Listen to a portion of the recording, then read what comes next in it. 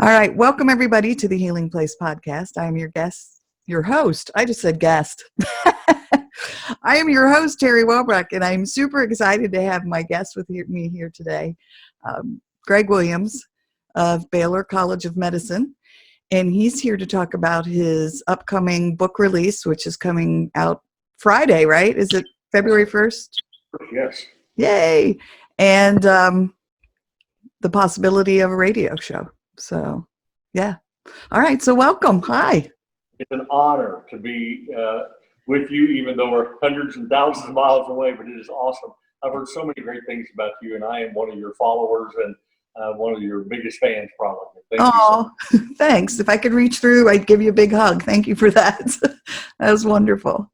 Well, we were just talking beforehand about your book, and again, I'm in the process of finishing mine up. The proposal's done, and I know what a big undertaking that is, not only to write it, but especially about the topic of what yours is about. So, so tell us about yourself and what it is you do and everything that's going on. Yeah, I'm on the leadership team at Baylor College of Medicine that's located just a couple blocks just right here to my left.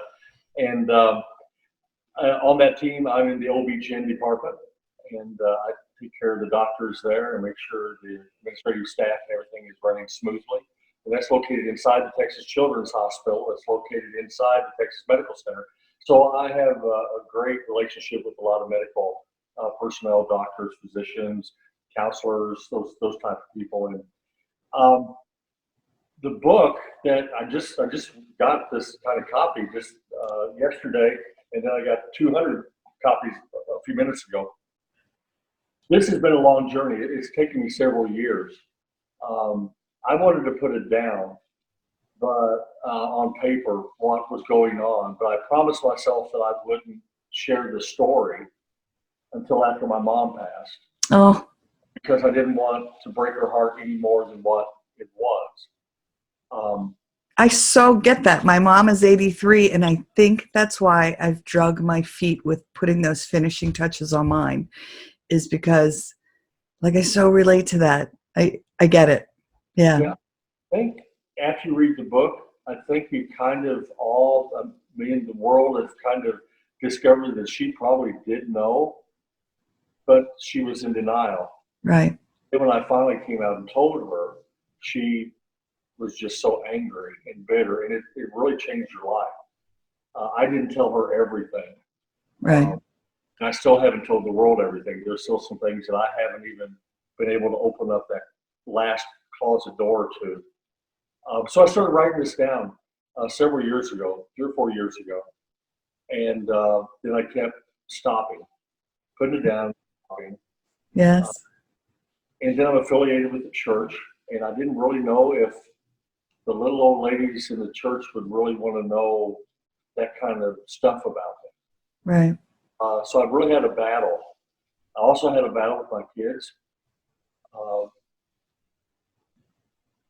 knowing the details of my daily sexual abuse by my dad. Yeah. So when I finally got to the point where I was saying, okay, the book's going to happen, I'm going to at least write it, whether I send it to anybody or print it out or whatever. So I just started writing one chapter after chapter. And the first chapter is all about a dream that I have. And it's called The Nightmare in the Darkness. And I had this dream, Teri, every time I sleep for very long. I sleep 45 minutes to an hour, and then I wake up and I look at the ceiling, or I get up and walk around. And then I kind of power nap. Anytime I sleep for any longevity, I have this dream. Wow. The dream was really strange because it only makes sense to me. As a matter of fact, the publisher said, "Why do we need this in the book?" And I said, "Well, if you don't want it, pull it." And they at one time had a pull, but then they decided, "No, these are your words. We're going to go ahead and do it." They changed it a little bit because they thought it told too much about what was going on inside the book later on. So we kind of. But it's a dream of me waking up in the middle of the night, in the middle of a cemetery, and going up to the tombstones and the moon shining through, and I can start reading the the tombstones, and it would have a date, and then it would say,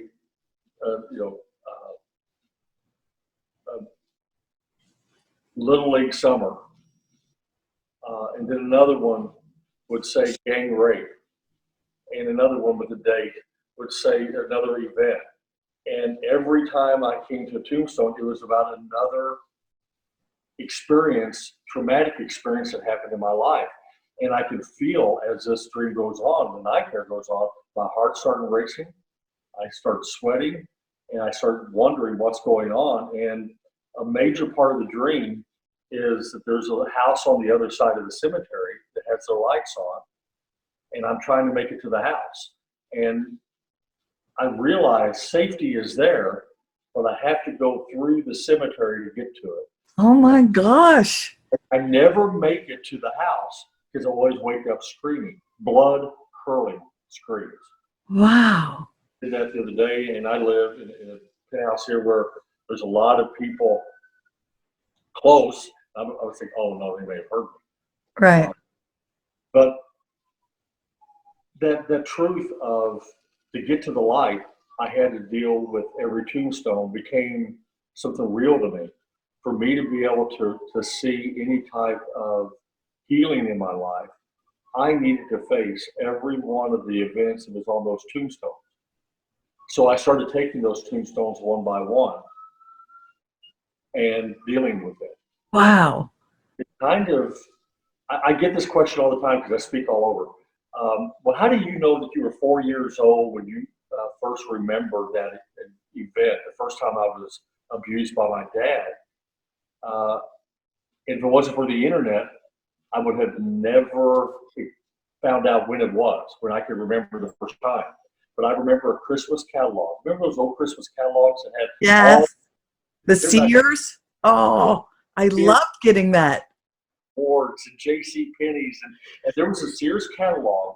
Yes. And I loved this one Sears catalog because it had Dennis the Menace, the cartoon character, on the front. And I remember that explicitly. Why I remember that? I love Dennis the Menace, but why did I remember that? I don't know, but I remembered that. So I just one day was thinking about this and jotting down things in my journal. I thought, I'm just going to check the internet. Christmas catalog with Dennis Menace on the cover. Immediately, the Sears Christmas catalog came up, and I typed any other, and I kept on searching. That was the only year, and that dated it 1967. So I knew, wait, I was born in 63. Right. There it is. I was 4 years old when my dad ripped that Christmas catalog out of my hands and pulled my pajama bottoms down to my ankles. And that's the time that I remember that, because he used that Christmas to be able to tell me, you know, Santa Claus don't come to little boys unless they're good to their dads. And that's how he started working inside of my mind. And then he threw the fear factor in. And if you don't, you won't get anything. And then the ultimate guilt. And your brothers, I had two older brothers, one 5 and one 10 years older than me. Your brothers won't get anything either. Wow. He took the catalog, put it to the side, and that's the first abuse that I remember, wearing my pajamas that I had on. And I talk about it vividly. The book's really raw, not obscene, but it's very clear what's going on. Right. And then I think one of my greatest disappointments is when I got to Christmas that year, I didn't get one thing on the list that I wanted. And I realized that even Christmas Eve that year, my dad abused me. And that was the beginning of me remembering. And then I worked from that point forward until my memory became very clear. Little League days, summer parties at the pool, in our pool in the backyard. And once I know when I did EMDR therapy, well, first off, I want to say, just acknowledge what you've been through. And just, I wish there were words other than I'm sorry, but you know, I am sorry that you had to go through that, but I admire your courage, and the world, um, you know, needs your light, and how amazing of you to shine it. And so thank you for that. I mean, truly, it's beautiful.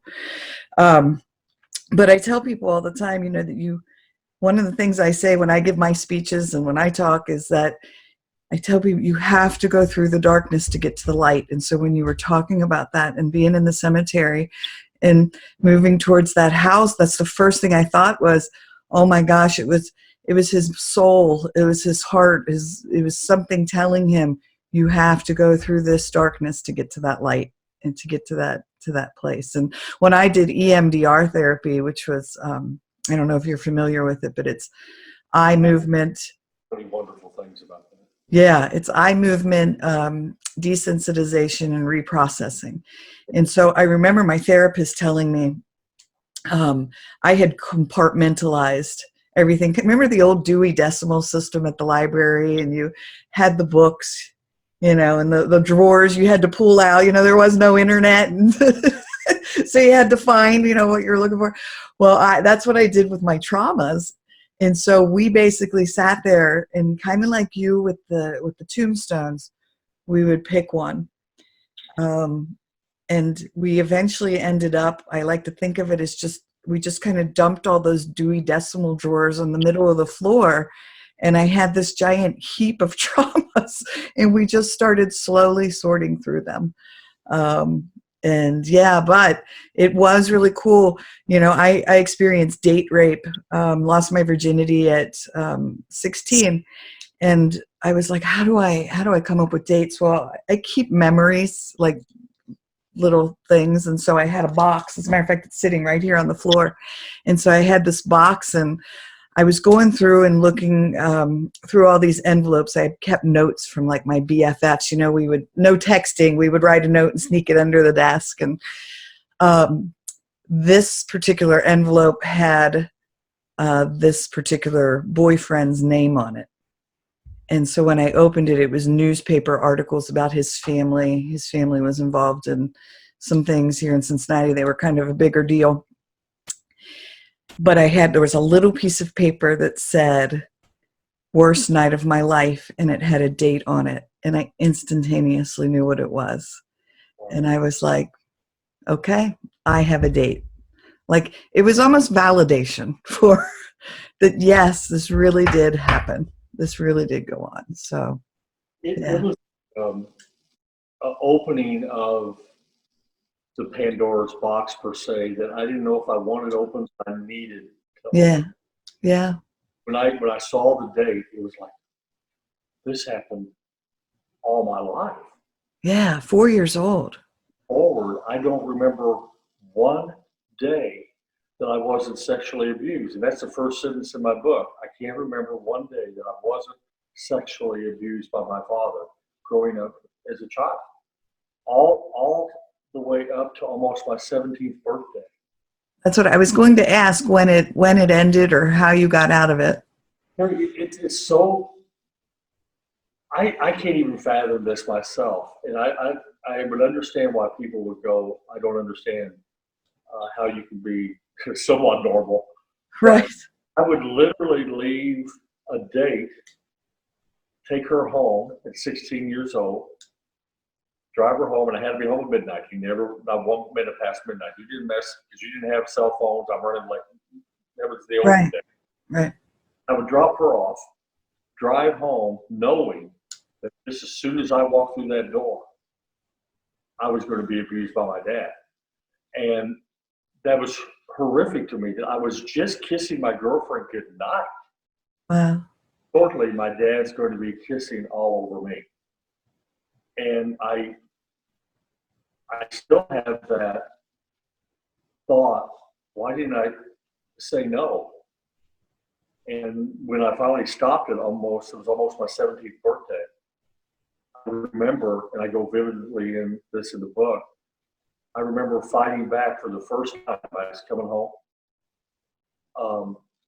And I already had it in my mind, no more, I'm done.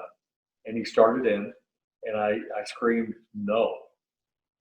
And he leaned back and went, huh, well, that type of thing. And then he started pinning me down again. And I immediately went to that normal state of, I just become limp as a dish rag.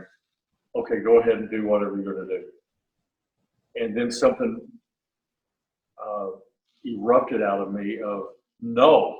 And then I looked at him and I said, I swear to God, I will tell everybody what you've done to me. At that point, he pushed me back, stood up, looked at me, started out the room, and he said something, and I can't think of it right now, but he said, good night, great. He called me by my first name. That was like, it wasn't son, it wasn't babe, or whatever he used to call me. It was Greg. And there was a literal knife that went into me. And I caught myself going, oh. And I had to battle that in my mind. Come on back. Go ahead. Right. I want you to love me. You need to call me son. I just lost my dad. And I battle that still in my mind. And he walked out, slammed the door. He never called me son from that day forward. He lived for, he was in his 60s. And he never abused me again. It was that quick of a cutoff. But I remember that stress of, I just lost my dad, even though he abused me every day, sometimes every day. Right. The mind games that abusers do to their victims are absolutely horrendous. And he was an excellent manipulator. I was just going to say the manipulation, right? To where I almost invited him back. No, come on back.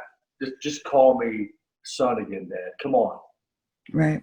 That was when it ended. I was almost 17 years old. It's close to my birthday. Wow. Born in July, so it was close to that. And I think it does come to that point where you just say, I'm done. Yeah. I'm done. So who is your target audience? Who do you want to reach with your book and with your story? I personally think anybody can get something out of this, because everybody that I speak to, even from the doctors, counselors, parents, church groups, the advocacy center that's just on the other side of town here, everybody that I speak to can get something out of it. But I think the target is those that have been abused, or those that are dealing with people that they know that have been abused. I've had several people, hundreds of people, that have emailed me or called me, and I try to answer the phone and answer every email within the day. I'm one of those, I'm very OCD, so when I get an email, I'm not happy until I answer back. That's what I was doing right before you and I connected. I was like, all right, I have 4 more emails to get through. I'm great at the office, but it really starts annoying when you have all these hundreds, So, and people have told me that the emotions that I share, they can relate to, and it tags into their own emotions. Like, okay, I know where that one's at. I can relate to that. So I think the victims that have been traumatized in any type of trauma can pull out some of the pain that is in there, some of the OCD things that I deal with, the PTSD things, and guilt and shame, what I call the evil twins. They can get that out of there. Parents, teachers, counselors, I think, but probably the key target are those that have been abused and or know somebody that has. Right. And it's a quick read, for like 170 pages, but it's a deep. I remember when Carrie read it, she read it over Thanksgiving, and she said she just sat down and cried for a long time, and it really messed her up for a while. And I have people at the office that tell me the same thing, Greg, I only can make it to chapter 3. Right. Chapter 5, and it starts getting a little better with the outcome. Even my kids, I let them read it chapter by chapter as I wrote it. So I would send them chapter 1, and they would write back, okay, wow, didn't know that, and they would share their deep thoughts. And then when I finally got around 4 or 5, I remember Victor, one of my middle sons, said, Dad, this is so dark. When are we going to see? He said, I'm glad that I know you're okay now, because this is terrible. Right. But I wanted to take you there and then show how I was quiet for 35 years plus before I told anybody Yeah. about it. And because of that, that's how ACEs came into my world. ACEs gave me a new family of friends. That ACEs connection is Yes. unbelievable. I love it. I put it in more of my appendix at the very end. Make sure, if you care, you need to go on this site, connect with some people, because they will love you the way you are and help you, because they've done me that way. Yes, I agree. I have so many friends off that, and only met them like I'm meeting you. Yeah, right. Friend. We met through ACEs, right? Absolutely. And Carrie, that I talk to every day, I met through ACEs, and just many people. So it's just a wonderful resource. But being quiet for that long was devastating, and it almost killed me. Yep. Been there, done that. I get it. And it does. It takes its toll. Like I like to think, when I finally started to reach that, I call it a shift happened in my life. And when I finally ended up, in EMDR and started utilizing and researching, came across ACEs. But yeah, there was just that everything was frozen. It was stuck inside of me, and it had no way to get out. I hadn't processed any of it. It was just this unresolved trauma. And then once I started processing it, it was hard as hell. But once it started to come out, wow, did the healing start. And so I'm so glad you've started to reach that place of healing too. Well, I became so good at playing the game of, hey, how you doing? I'm fine. Yeah, everything's great. I'm good. Very successful in every job I've had. Nobody would ever, I always was smiling, always was the most upbeat person at the office. I was always whistling, walking down the hallway.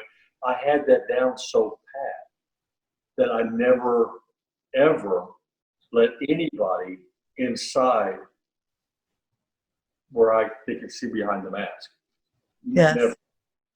I have not had a good relationship all my life because I was never real with anybody. Right. And really it's affected every relationship I have ever had.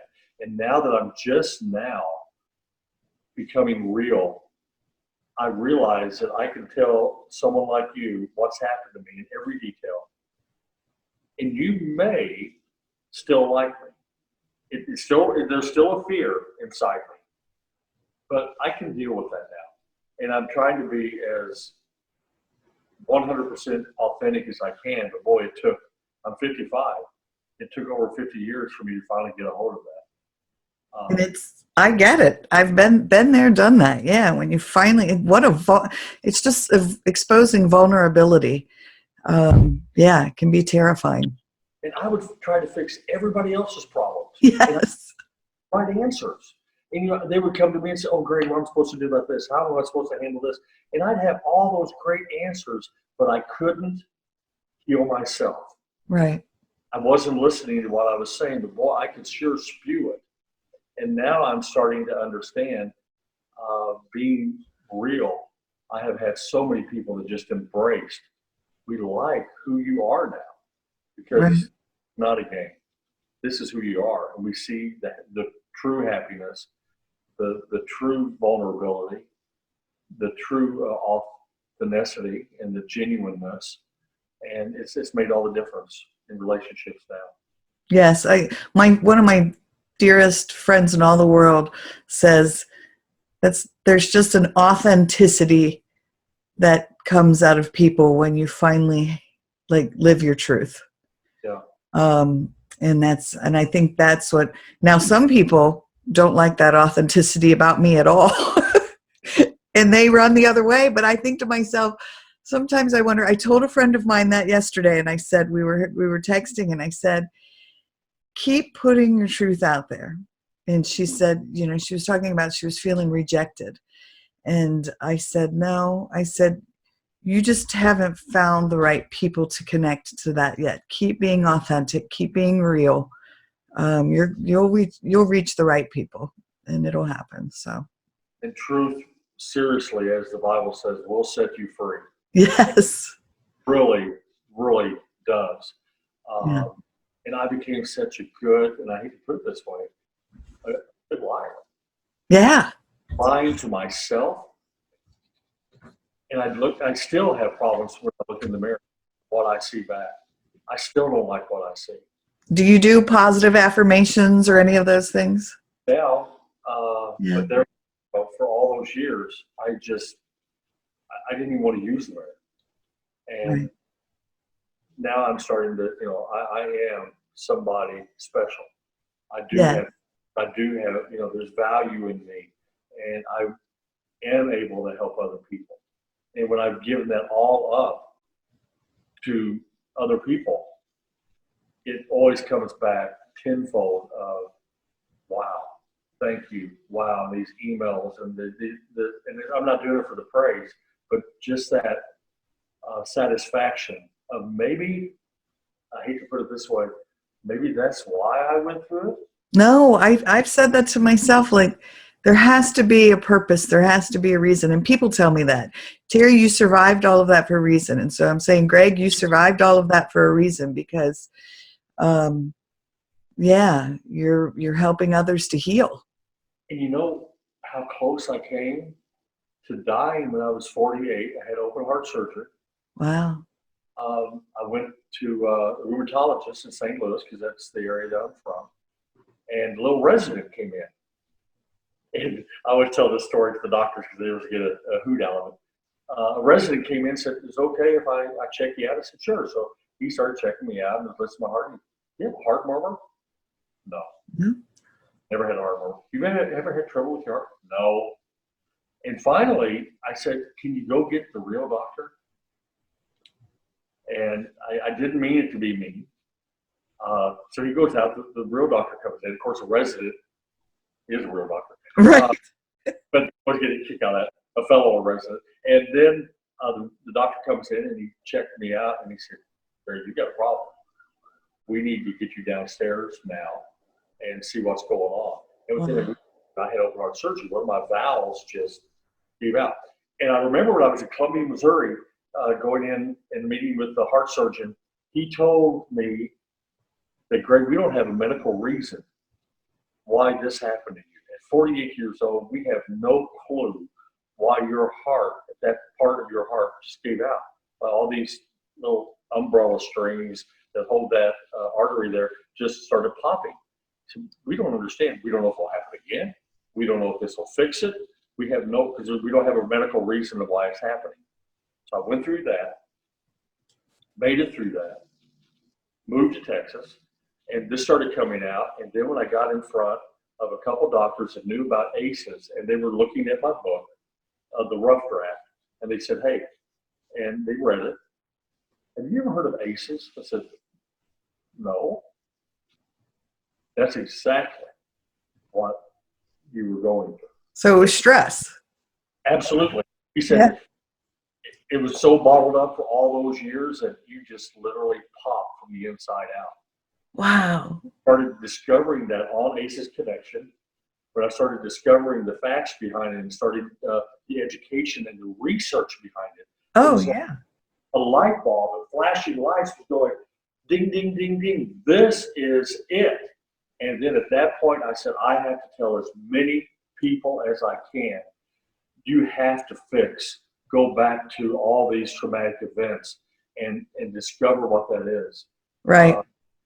Will come out in an evil, ugly way if you don't. I would have been a statistic.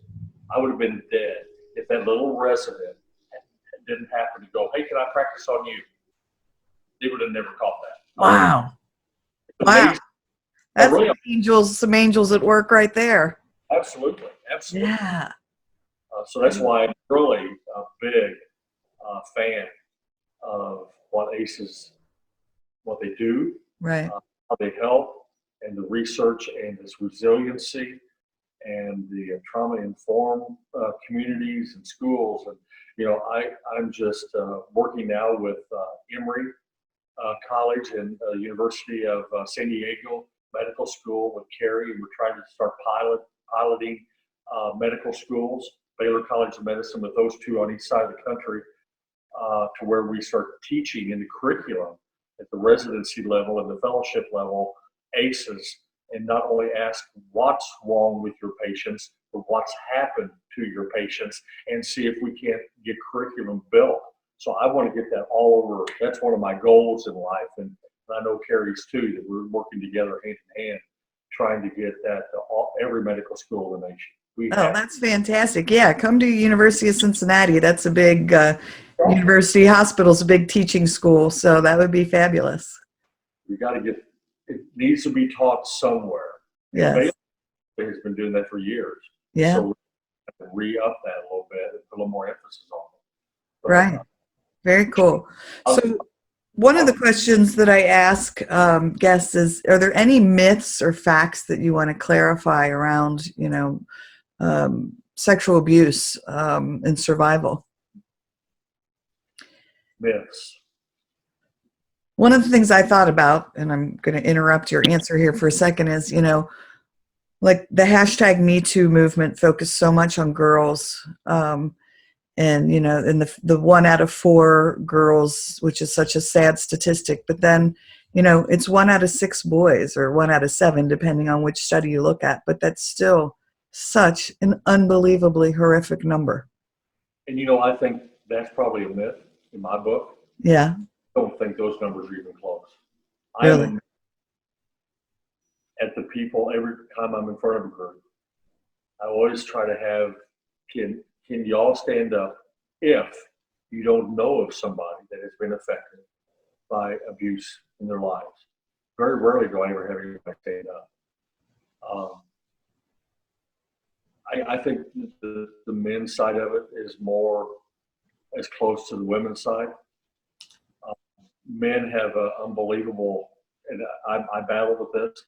I really had a major problem with understanding my manhood. Yeah. And the chance that I get to be able to let men know that, hey, this doesn't mean that you're default or damaged goods. It's a process you need to work through because it's just a little different. And it seems like the women come out because it's just so hard for the men to, because of the embarrassment of being a man. But that was a major issue with me. I really didn't know if anybody would accept me the same if they realized what had happened to me. And Right. when I was gang raped by Dad and 4 of his friends. Oh my gosh. And over that summer plus the summer following, it happened 4 other times. To be in that type of room with men and them taking turns on you and then doing things all at the same time on you and then leaving you just in a mess. It gives me an indication that there's a lot of people that are really, really, really messed up with their sexuality.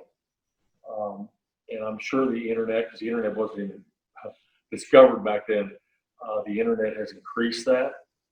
So I think those numbers are absolutely going to soar.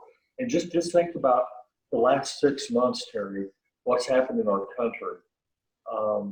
You have NASA and the Olympics.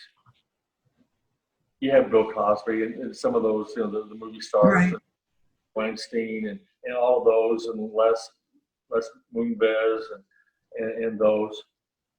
Now you have the documentary going on with Michael Jackson. You're going to have people coming out. That's going to be next month. coming out of the woodwork. And then you have what should be the most sacred place in the world, whatever's going on inside the Pope's world and what he's got to deal with. I don't even fathom, but I'm a Baptist, but it happens in Baptist churches too. So it's not just a Catholic thing. Well, and I'm Catholic, so for me, I'm just like, yeah.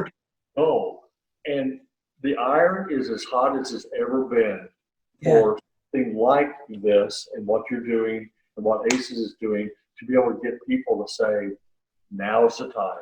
Let's bust through these doors and say it's okay to tell somebody what happened to you. And Yeah. let's go. And I try to do that in my book and then my website and everything. You know, tell somebody, journal it, do something to get it down and get it out. Because if it doesn't come out, No.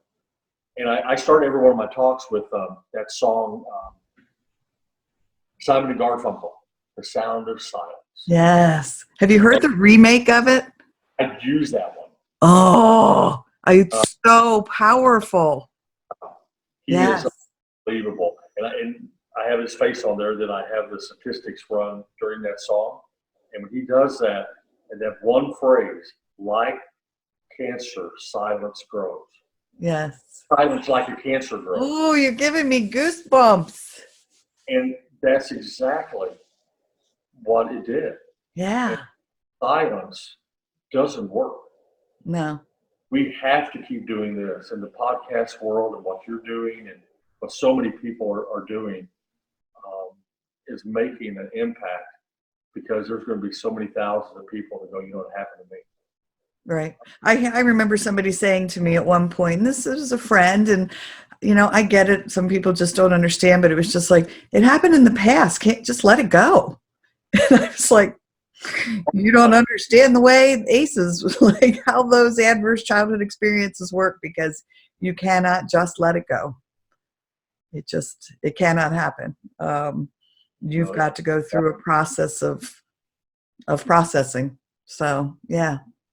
Yeah, and you know what's funny? Every day, all the way through kindergarten, almost through the entire high school, I didn't have one teacher ask me, "Are you okay? Yeah. You wrong?" I don't know if it would have made a difference, but when I get in front of teachers, I'd say, you know, we grew up in an upper middle class, predominantly white neighborhood. We had the in-ground pool back in those days that nobody had. Right. My mom drove a Lincoln, you know, and, you know, it was really nice. Upper middle class, really, really prominent jobs, well known in the community. And the four people that raped me with my dad, and since it's going on YouTube, I won't get too specific, but a police officer, a radio personality, an attorney, and one of Dad's friends at work. I had nobody to go to that I should have had the freedom to go to get help. Who would believe me over a police officer? I Over an attorney? Over a radio show star in a little town, you know? Who would believe a 12-year-old kid? right. And if that was me in a little rural country town in Southern Illinois, I can't even imagine what happens in other economic classes, in other social areas. No. Well, I mean, and I agree with you, because, you know, I was in lower middle class. My dad struggled with a job, but we lived in an apartment, and I worked at a rectory, you know, at 14 years old for priests, trying to pay my own tuition to high school. And, but I know, you know, one of the big stories that came out of Cincinnati was one of the first priests that was accused, and that was a priest that was working, Father George Cooley, working, you know, at the where I worked. That's where he lived, and I remember him bringing boys in, and while he was bringing boys in and taking them upstairs, the religious education director was taking me to the basement. And so, you know, yeah, it was happening right there. And then a police officer attempted to rape me. So I so get it. I get what you're saying. I just never told anybody because I didn't think any good was going to come out of it. Who was going to believe me? Yeah. Exactly. I was told nobody would. I mean, Dad, Right. all the time, you know, nobody will. Yeah. Over me. Wow. All right. So I'm going to throw at you my favorite question that I love to ask my guests. So if you could meet anyone, dead or alive, to help you with this continued journey, who would it be?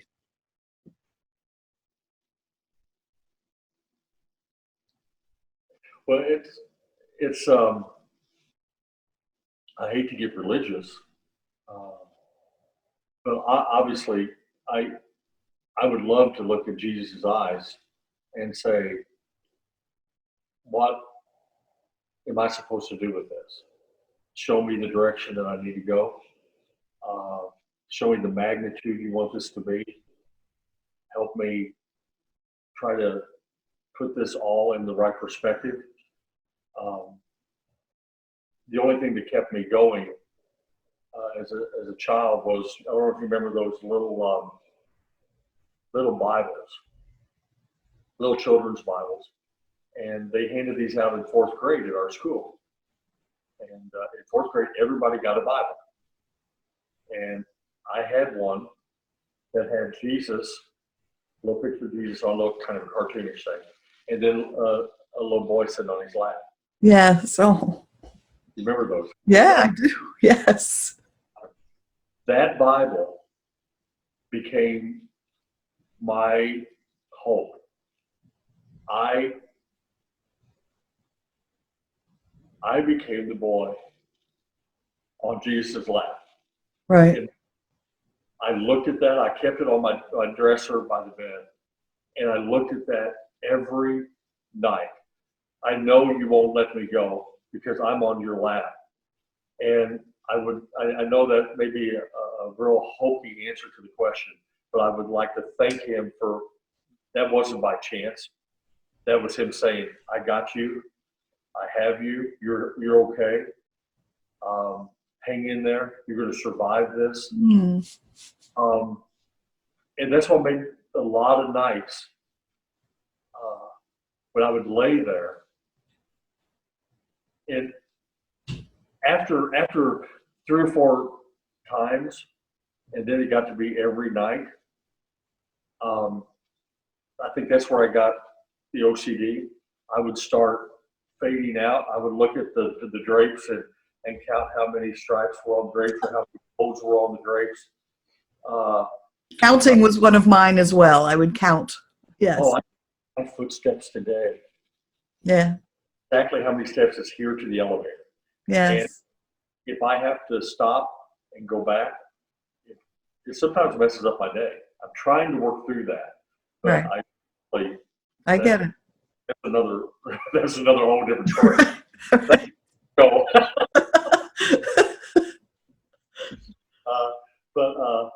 I remember putting that Bible on the edge of my dresser, and a lot of times I would just look at just the spine. I couldn't see the cover because I didn't have it leaning up, but I would remind myself, that's me.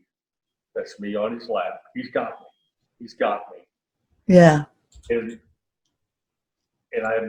most of the time I don't even know what happened, but that's dissociation. Is that right? Because that's what I was told, is that that's how I survived, was by dissociating. And one of the fascinating things, when I did EMDR, we would have to go back into a trauma. And so we would go back into it, and it would almost be as if, like, a flashback. And I sometimes panic attack symptoms would, my heart would race, my palms would sweat, stomach flipping, feel like I was going to die. And I knew I had reached a critical point of healing when I was no longer seeing these things happen to a little girl as if I was watching a movie. That I was standing, it was as if I was watching, standing in the room watching someone hold down this little girl, or watching these things happen. And the day I knew healing had happened and a transition was happening was we went back to the second bank robbery where my coworker was murdered. And I was standing behind the house outside where I was hiding. And the bank robber had run past me, and he turned and pointed his Luger at me, but it misfired, thank God, but I didn't know that. And so he was pointing his gun at me. But this time when we went back to it, I was looking through my own eyes and looking at him. And I was no longer looking at it as if I was watching a movie. And I thought, oh, I'm no longer dissociating. I'm actually now in this trauma. I'm in it now. I'm no longer, I came back to my body, if that makes sense. That's deep. That's good though. Yeah. And that's when I realized something powerful had happened in that, I did 4 years of that, 98 sessions. So it was a lot, but it was life altering. So, yeah. So one of the last questions I have is there anything that you, want to clarify that we didn't touch upon that you would like to tell the audience? I think we need to always, as we wind down, offer hope. There's always hope. As long as you're still breathing, there's always that chance to be able to overcome. I didn't realize there was hope. Right. A few years ago, and I'm still just learning to discover. This book has been, if anything, more therapeutic for me than it's going to be for anybody else, because this changed my life. And even having it picked up now by HCI and them literally going through every word. You sure you want to use this word? There's not much in here about your mom. Can you expound on that? There's not much about your brothers in here. Can you tell me more about that? So as we went through and re-edited the complete thing, it just helped me process it even more. But to understand that there is hope. And even in my day, I'm starting to realize what triggers my anxiety. 4:30 in the afternoon, the time of day does. That's when Dad would pick me up. And I never realized that until just recently. I wonder why I get off. Is it all because it's dinner time and I'm hungry, but I can feel. And somehow, I guess your brain stores those experiences in a different location, and they know when the sun's going down. And when that time of the day is on the watch. And I started to feel that anxiety. Bedtime. Hate bedtime. I sleep right here in this recliner. That's a big trauma for me. But when I started understanding what the triggers were, certain smells, certain ways people will look at me and talk down to me or say something to me that reminded me of Dad. And now I kind of did an audit of every one of those triggers. And now I'm starting to recognize those throughout my day, even today. I say, wait, I was kind of stressed there. What happened? Oh, good for you. Yes. Or was it because this reminded me of something that happened 50 years ago? And I'm starting to process everything like that. And it has been a life changer. Yeah. You can just start writing stuff down and then sit back and go, what's all that mean? Yes. I just was talking to my son. My son moved to Denver a year ago, and so I miss him tremendously, but I love it because we have these 1.5 hour long conversations on the phone, get very deep. But we were having a conversation, and I was talking about, I forget what we were talking about. He had gone to a comedy club, and I don't know, but somehow the subject came up, and I said, one of the most powerful lessons I learned through the whole process was when my therapist said, just notice. And I remember how powerful those words were when, my symptoms would be arising, so that I learned to just, what you were just saying is, notice those triggers, don't judge them, don't judge what's happening. Don't judge the emotions that are stirring. Don't judge what's going on. Just notice, because it's your brain, it's your mind, it's your body, body memories, whatever. It's telling you something. Yeah. And So journal about it. Think about, just let it come to you. yeah, when you have those triggers, did you automatically kind of default to certain thoughts? I could smell Old Spice today, the old Old Spice. I could smell Old Spice today, and my mind will immediately default to a negative situation, and I would immediately, a song on the radio, song Mhm. came on today, I almost had to pull the car over. It's like I can't drive right now, Right. and like whoa, and now I'm starting to recognize that, and then I'm trying to replace those default thoughts into a foundational affirmation that's positive, and go, okay, I know that's going. If that ever happens again, I'm going to think this. I'm going to try to replace. And as I pull out that negative and stick in a positive, it becomes less and less and less of the anxiety that comes over people. And that's where I'm saying there's always hope. Oh, sure. Without a doubt. And a lot of people think, oh, it's just going to happen overnight. Are you kidding? I wish. No. And I tell people that it is hard. It is hard, but wow, is it worth it? Oh, you know it, and now we get to express where we have journeyed, and my journey is not nearly as far as yours, because you're a lot farther down the healing path than I am. But as I find other people along the journey, they say, hey, come on, let's take Yeah. a step with me. Let's take it one. Yes. And if I can't get you there, I know an awesome person in Ohio that I'll send you. Oh, Teri, get on her website. That's what I'm going to say. I got a book for you to read. Absolutely. And that's Well, and I've told this to other podcast guests, because there's so many amazing people doing amazing work. And I love it that you're willing to take people's hands and just hold their hand and help them along this path and this journey. And not everybody's journey is the same, but once we're on this path, though, like, I get it. You want to shout from the rooftops, like, you're going to be okay. I promise it's going to be okay. Take my hand. Yeah. So, and I think that's what your book is doing. And I love you for it. And I love your message. So, yeah. One thing, I think this is going to be, 2019 is going to be a banner year. I think for you, I think for the people that I have met already on ACEs and have major things happening.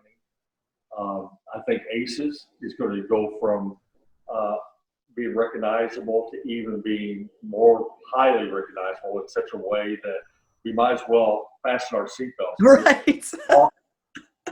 Really, yeah. No, I get it. After that Oprah interview, I was ecstatic, because I said, "Oh my gosh, she's talking about adverse childhood experiences, and it's just kind of exploded onto the mental health scene." But like you're saying, it's going to go from exploding onto the mental health scene into exploding into our communities. Yeah. And exploding onto, like, social media scene and just life. People are going to start to understand, the impact of it on their own lives. Yeah, and they're going to need people that can help them explain it. And that's kind of what Carrie and I have been talking about. I said, I'm not the most medical, refined person to be able to really talk in great detail of the scientific research, Right. but I can put skin on it. Yeah. And explain it in such a way that a 6-year-old could understand it. So to me, that's my role. I'm not going to try to get out of that role. I'll let the smarter people. Right. So I'm just going to try to those people that, hey, let me explain what that doctor just said. This is what it means, Yeah. Yeah. I gave one of my first speeches at a trauma conference on trauma-informed care, and I spoke before the keynote speaker. Lisa Fred's. And so I just stood there for 45 minutes and told my story and my journey from trauma to triumph. And then she got up, and it was the coolest thing because she was the brilliant mind behind all this. And she kept coming over to the table where I was sitting and was like, when Teri said this, blah, blah, blah, blah, like, here's how it applies. And then when Teri said this, this is what was, and I was like, oh my God, it was so brilliant. It was like we were like meant to be together because, yeah. And so I was able to put the real story out there. And then she was able to come in and say, here's all that was happening in a child's brain and in a child's body. And yeah, so cool. Yeah, I'm trying to catch myself because I'm writing the second book because HCI signed me to a 2-book deal, which was awesome. Well, yeah, way cool. Yeah, I don't even know if they knew I could write when they signed me for that anyway, but like, well, okay, I'll take it. It's called Overcoming the Darkness. And I'm trying to take the very technical and break it down to where the average person can understand it, but it still gets the point across to where it doesn't. I remember I was talking to Dr. Greeley at Texas Children's Hospital, and maybe it was another doctor there that handed me a textbook. Hey, here's awesome stuff about ACEs. And I picked it up and thought, I'll never read this. And it just, sorry, no pictures. Yeah. And so I'm trying to break it down in such easy form that they don't get caught up on the textbook style. But this is how to put the rubber to the road. This is what it's going to mean to you. This is what it's going to mean to your kids if you don't get this help. This is what it's going to do to your relationships. This is what it's going to do with you at the office or certain times of the day. And try to make it very bite-sized, small pieces, still with my life, because I still have more stories to share. But then when I started to discover how I'm overcoming that darkness that I had lived with all my life. And you'll find out in the book that the darkness is my dad. That he's my darkness. Right. And how I started overcoming that. Just not too many years ago. I'm just still in the process of overcoming them. I'm still in it too. I still can't drive on highways and I still can't drive over bridges. I mean, it's a trigger that we still haven't been able to get into of why that particular thing haunts me. Not that you have those problems, but I'm glad to hear there's things that you still can't overcome, because I wonder sometimes, why can't I sleep all night? Right. There's still something that I'm not doing right. And you know how I look at that? I look at it as there's still something to learn. I still have something that I have to address. And and so it still lingers. And I still struggle every now and then, even as a passenger in a car, if we're on a highway and it's like I-75, which is crazy traffic, I'll have to put my coat over my head, because if I don't have the visual stimulus, then I don't experience the panic attacks so bad. I don't have the overwhelming panic attacks. I can keep myself grounded and centered, and I have all my little process that I go through, to get myself grounded. But yeah, there's still some stuff lingering.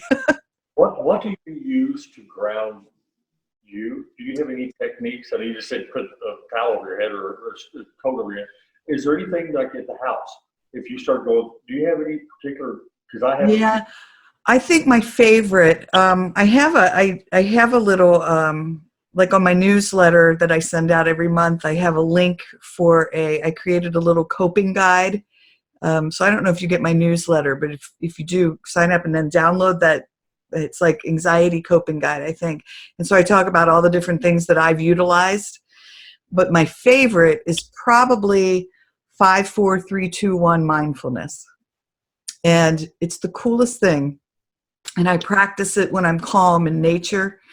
And so, like if I'm on a nature hike, I'll find 5 things to look at, and I describe them to myself in great detail, like, the color, what it's like, what does that, the the color of the leaf, you know, the green reminds me of St. Patrick's Day, which reminds me of drinking green beers with my friends, which, you know, and again, so I'm taking myself away from the panic, whatever's triggering, and I'm bringing myself right here to the now. And so that's, and then I think it's 5 things to look at, 4 things to hear. And so you try to stretch your hearing. 3 things to touch, 2 things to smell, 1 thing to taste. And so again, it's just by the time usually I get to 4 where I'm trying to hear like birds singing or a lawnmower or, you know, and I Already started to come down. yeah. By the time you get through 5 things, you're already. Oh yeah. Then I'm so distracted by being right here back in the now that I'm like, oh, okay, well that's gone. So yeah. Yeah, I do a rubber band all the time. And Oh, okay. I would have an ankle, and nobody knew that, and I would pop it, but I would, and just that pain, it would divert, and Right. now gum. It's kind of weird. Nobody would believe that, but I grab a piece of gum, and that's one of the things that kind of grounds me. I don't know where I even came up with that. Isn't that funny how we just find those things that, yeah, that work for us. And again, counting. I'll be at intersections that are really busy. And again, for whatever reason, cars are a trigger. And I'll be at a heavy intersection with crazy traffic and I'm waiting and I start to feel it creeping in. I'll count the traffic lights. And it's simple, but it brings me right back to I'm here at a light. I'm safe. No one's here to hurt me. And I just bringing myself right there. And then all of a sudden I'm calm again. But yeah. That's great. Yeah. Well, this has been amazing. So how do people get a hold of you? Can they pre-order the book or is it? You can do the book on, it comes out February 1st. The pre-orders are right now, barnesandnoble.com, amazon.com, Books A Million. I think pretty well every place you can get a book, you can get it. There's Awesome. going to Walmart, which I hope that would be awesome. Yes. But yeah, that's what, you know, get to you. And I hope it really helps people. I have a dream, and I dream big, and I know that's the only way I know to dream. Carrie and I both dream big. I want to be on the New York Times bestseller list. There's no reason why that can't happen. No, I think it'll happen. Yeah. Go to HCI. I said they did 20,000 in the first run. I said my goal is to have those 20,000 sold before the opening day, which is released on February 1st. That's what I'm shooting for. So I'm letting everybody know. Oh, absolutely. And review it if you would. I'll be ever grateful. But then get on my site, shatteredbythedarkness.com, and connect through me there. And I do respond to every email that I get. I know you do a lot too. Yes. You just, wow, that's great. I love that. I will respond to people all over the world. I have responded to people. And then I have a counseling line that they can actually call 24/7. And it's me just answering the phone. Okay. That may get a little too busy if this takes off like crazy. We're going to get, if not, I'll get somebody that can get some names where I can call them back at a certain time. But Right. they want access to get a hold of me. And that's on my site too. Wonderful. All right. Anything, final thoughts at all? You're an awesome person. And I so much. And I can't wait till the day that we're in a convention together, or a conference together, or speaking together, or whatever, and get to actually meet each other in person. Keep the journey going, keep the good work going, because you're making a difference. I read not only your stuff, I read what people say about you. And to me, that is kudos and hats off that you're doing the right thing, because people are just, I hope you realize how many lives you're touching. You're making me get all teary-eyed and I'm going to cry. You're the first person to make me do that. Thank you. Start counting 5, 4, 3, 2, 1. Right, right. It's an awesome, I'm honored to be on the same program with you, and maybe one day we'll get to work on a project together. Or, Oh my gosh, I would absolutely love it, and it's been an absolute honor to have you on the show.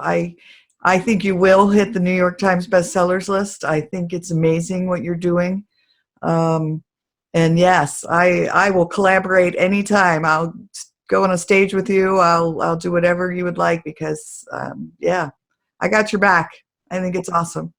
And when I get the Breaking the Silence radio show up and running, I will contact you. You'll be one of my first guests on that. Awesome. All right. Wonderful. Okay, I'm going to do a little closeout here. Everybody, thank you for joining us today. And until next time, remember to be gentle with yourselves. Thanks. Bye-bye.